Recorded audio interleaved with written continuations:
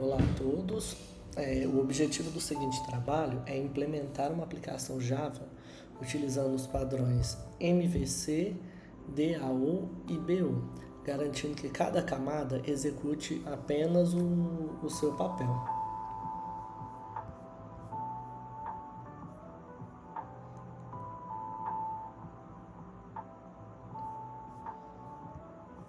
Então, o sistema também ele vai ser baseado num sistema de empréstimos de livros, tendo em mente que o sistema ele deve impedir que um livro que já foi emprestado seja emprestado de novo. Então, e também a gente deve manter o código bem organizado. Essas seções aqui, elas já foram dadas no enunciado do exercício, como o código deveria ser organizado, para que no futuro a gente possa estar tocando essa lista da memória da nossa memória por um banco de dados real, como se fosse um SQL ou algo assim. Então, a gente vai ter nossa estrutura de empréstimo, nossa estrutura, nosso packages, br.edu.if Goiano. Dentro dele a gente vai ter o BO, o DAO, a nossa view também. E vamos ter que a nossa classe modal, que é onde a gente tem as entidades, ela deve... Aqui a gente vai ter o nosso empréstimo, o nosso livro.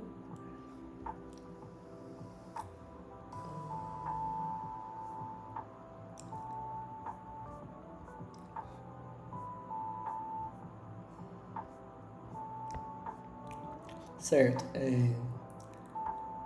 Então, aqui a gente vai ter que a nossa estrutura ela vai estar respeitando o MVC, que as nossas camadas elas vão ter a responsabilidade, o model ele vai representar os livros, os empréstimos, o DAO ele vai simular essa persistência, né, a memória, o BO ele vai ser as nossas regras de empréstimo, o controller ele vai fazer essa ligação entre a nossa view e o nosso BO, e a nossa view vai ser o nosso menu, a interface que o usuário vai ver, o nosso console. Também poderia se chamar main, mas aqui pela estrutura que o enunciado deu, resolvemos manter o nome menu console. A vantagem dela, como eu disse antes, é que se amanhã ou futuramente a gente quiser utilizar um MySQL ou um PostgreSQL, é só a gente trocar onde está esse livro memory DAO e o empréstimo DAO, que é o nosso que seria a nossa memória atual do programa. A gente poderia estar substituindo por um banco de dados real, como o MySQL. A gente poderia trocar por livro MySQL DAO ou empréstimo MySQL DAO, por exemplo. Sem precisar nem alterar a nossa view, que já está separadinho, o nosso main, nem o nosso controller e nem o nosso BO. Respondendo algumas perguntas que ficaram no enunciado,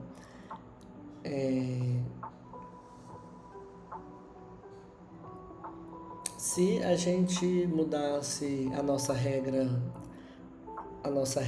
e ela fosse colocada no nosso DAO, o que ela aconteceria?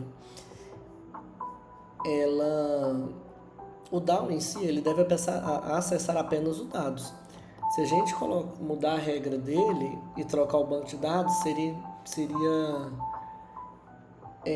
a gente teria que estar reescrevendo a nossa lógica toda. O nosso controller ele vai controlar apenas o nosso fluxo. Se essas regras estivessem nele, cada nova interface que a gente fizesse, a gente teria que duplicar a nossa lógica. Ou seja, fez a interface, faz a lógica. Fez outra interface, repete a lógica de novo. A cada uma ela teria que ser repetida. Por isso, as nossas regras de negócio elas vão ficar na camada BO, que podem ser reutilizadas por qualquer tipo de interface. E também o banco de dados, sem a gente precisar fazer alguma alteração. Vou mostrar um pouco da estrutura como ficou.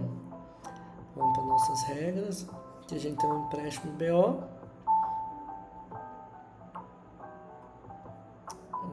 De onde que ele puxa o livro DAO. O empréstimo DAO também que a gente já tem aqui. O livro DAO e o empréstimo DAO. Verificar se o livro está disponível ou se o livro já está emprestado, que é uma das principais exigências do enunciado, que a gente deve fazer que o programa obedeça essas regras e deve demonstrar também. Eu vou estar passando rapidamente, só para a gente ter uma noção de como ficou a estrutura. Aqui na nossa biblioteca, o controller. Agora a gente vai para o nosso DAO, o empréstimo DAO. Ele só vai entender que ele vai salvar uma lista. Agora a gente vai para a nossa memória, que é onde essa lista vai ficar armazenada. Que ela vai armazenar pelos ID. O ID aqui ele está mais 1, porque a gente sabe que o índice ele começa do 0. Então a gente coloca o mais 1 para pelo primeiro livro ter o número 1, o segundo livro ter o número 2, o terceiro livro o número 3 e por aí sucessivamente. Aqui o nosso livro DAO, que vai ter o método salvar, atualizar, buscar pelo livro, nossa memória, vai ser armazenado os nossos livros, salvar, set o ID, que foi o que a gente falou anteriormente, buscar pelo ID e aqui a gente vai ter a nossa modal e ela busca, né, do nosso package, ali, do nosso pacote, vai importar do local date, que é para a gente saber quando o empréstimo foi realizado. Então a gente vai ter o ID, vai ter o ID do livro, o nome do leitor e a data de empréstimo. Nosso model do livro, o que o livro vai ter? Ele vai ter o ID, vai ter o título, vai ter o autor e ele vai ter um booleano que vai falar se ele está disponível ou não. Iniciando aqui como true, né, se não estivesse disponível. Set disponível, se disponível for igual a disponível. Então, vamos estar testando o programa.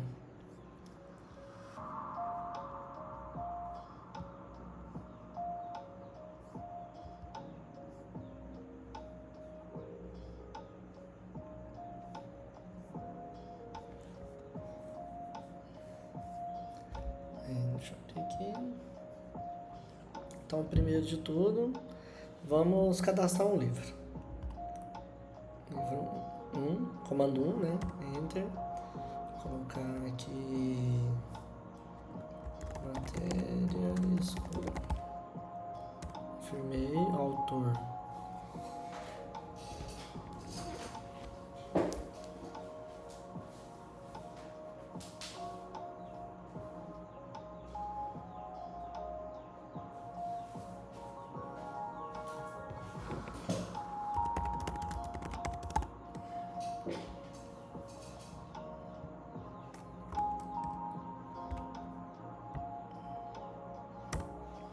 Pronto. Vamos listar os nossos livros que foram cadastrados.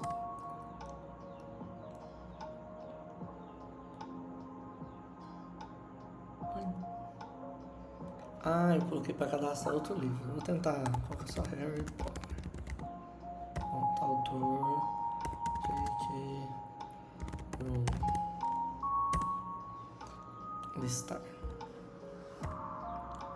A gente tem 2 livros que estão disponíveis. Agora eu vou pegar uma matéria escura emprestada. Então, realizar empréstimo. ID do livro, qual vai ser? 1. Nome do leitor, Léo. Empréstimo realizado. Aí tá listado os livros aqui de novo.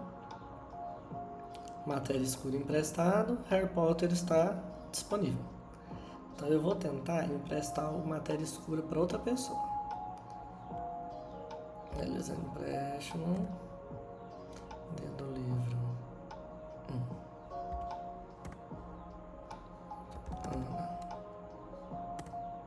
Opa, esse livro já está emprestado, então ele não vai ser emprestado. Eu vou tentar emprestar o segundo, Vamos listar os livros.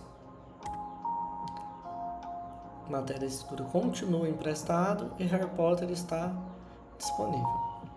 Vamos realizar um empréstimo do livro 2 para Ana. Então agora os 2 livros estão emprestados. Vamos devolver o livro. Devolver o livro. Qual que é o D do livro? Pronto, foi devolvido. Vamos listar os livros. O que a gente tem? Matéria escura agora está disponível. E o Harry Potter continua emprestado para Ana. Então a gente conclui que esses padrões MVC, DAO e BO permitem uma clara separação de responsabilidade. Deixa eu finalizar aqui. E torna o código mais organizado, reutilizável e ele é mais fácil da gente estar fazendo a manutenção. Além disso, também, essa arquitetura vai facilitar a evolução do sistema, permitindo a gente alterar a interface ou o banco de dados, como a gente falou anteriormente, sem impactar diretamente nas nossas regras de negócio.